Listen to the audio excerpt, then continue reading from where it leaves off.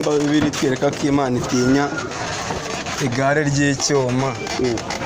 Ntabwo ngewe Imana itinya igare ry'icyuma nayisenga, kandi nzi neza ko nubone no kubaho neza amategeko ahari cyangwa adahari, ugakora neza amategeko ahari cyangwa adahari, ariko nta kintu utinya kizaguhana, kuko ntabwo watinya ikintu nacyo gitinya. Imana itinya igare ni igare ry'icyuma burana, kandi nari ndabona ari icy'icyuma. Nyine naramubwiye ati igare itinya, Imana itinya igare ry'icyuma, arambwira ngo nimba imwereke muri Bibiliya. birimo Yego. warayibonye Mu Bacamanza igice cya mbere umurongo wa 19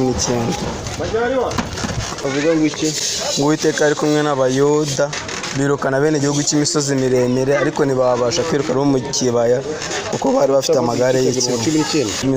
Igare ry'icyuma nzaritumiza mu Bushinwa. Kwa kabiri yego, Igice cya 20 umurongo wa mbere.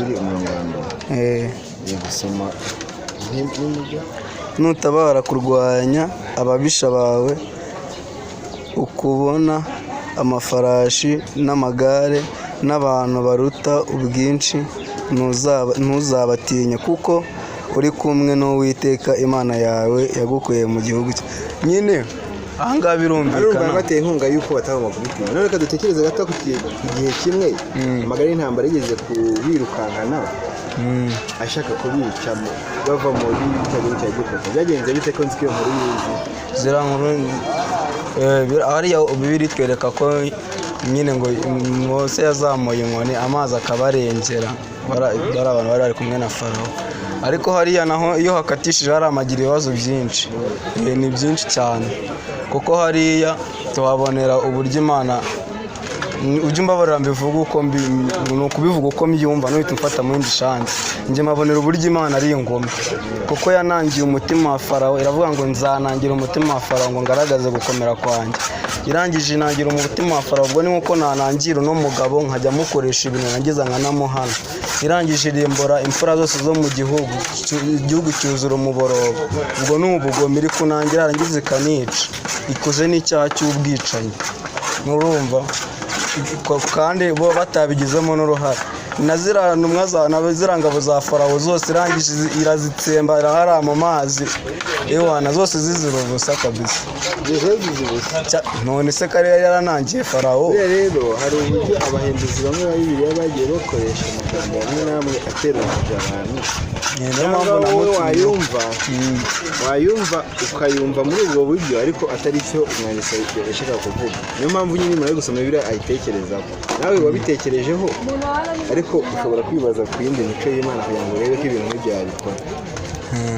Imana ntabwo yari gukina ikinamico na Farawo, uburyo yamusaba gukora ikintu imujeho Mose, hanyuma ngo nanone ijye kumubuza gukora icyo kintu. Kandi yaravuga ngo nzanangira, ndetse kunangira ni ukugira. Niyo mpamvu ni gukubwira ngo hari igihe usoma ijambo nk'uko uko uri kubyumva bigaterwa ahanini n'umuntu wahinduye iyo Bibiliya uri gusoma. Abashyigikiragamo hari n'izo bakoraga atemereye ko ese bundi Abamori Uwiteka yabiciraga iki?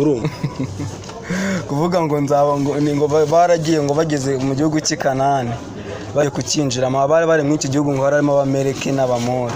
Imana irabicira batsemba n'iminjira zica n'amatungo yabo n'ibintu byabo irabitwika. Bari barayikoreye iki? Kariho duhera tuvuga ati ni ingoma. Banze bagusubize kimwe nabyo urumva ko nyine muri izo ntambara zabagaho hari iza Imana yashyikiragamo kubazijyamo kandi bakazikora kubw'impamvu runaka. Imana ariyo yabishyigikiye. Imana ariyo yabishyigikiye. Ikaba ati mugende gutya na gutya muri iki gihugu kibakikije gutya mukore gutya na gutya. Iyo bemeraga amabwiriza cyangwa se inama Imana yabahaye baratsindaga. Ariko iyo bacaga ibumoso ntibagendere ku mabwiriza bahawe baratsindwaga. Ntibajyaga bemeye gukora ibyo Imana yabwiye baratsindaga.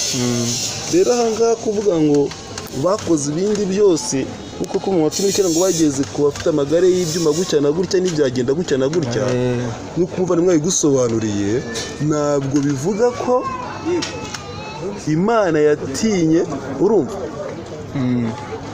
kubera ko itagize icyo ikora, kuko hari ahandi henshi n'amahanga yatsindwaga kuko atari bafite ibikoresho, bajyaga bafite ibikoresho byinshi cyane.